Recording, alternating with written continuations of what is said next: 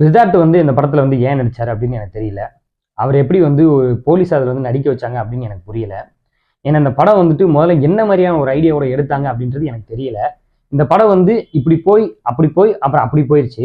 இதுல வந்து ஒரு கேரக்டர் வந்து ரிவீல் பண்றாங்க. அதான் ஒரு பெரிய ட்விஸ்ட்.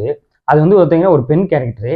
அதோட தலையை மறைச்சிங்க, ஆனா அதோட அதை மறைக்காம விட்டீங்களே அப்படின்ற மாதிரி தோணுச்சு. அதுலயே கண்டுபிடிச்சு விட்டேன் இதுதான் பொண்ணுதான்டா இது அப்படின்னு. அந்த ஒரு ட்விஸ்ட்டை கடைசியில கொண்டு போய் ரிவீல் பண்ணி அதுக்கப்புறம் ஒரு 10 நிமிஷம் படத்தை ஓட்டி அதுக்கு ஒரு டெரிஃபிக்கான ஒரு கேரக்டர் இதை வந்து எப்படி வந்து ஹீரோ ஃபேஸ் பண்ண போறாரு அப்படின்ற மாதிரி ஒரு மூமெண்ட்டை கொண்டு வந்து அதுக்கப்புறம் கிளைமேக்ஸ் சீனை வச்சு இந்த படத்தை வந்து முடிச்சு நம்ம கதையும் சேர்த்து வந்து முடிச்சு விட்டாங்க. எனக்கு இந்த படம் பார்த்ததுல ஒன்னே ஒன்று தான் தோணுச்சு, ஏன் சித்தார்த் இந்த படத்துல வந்து நடிச்சார்.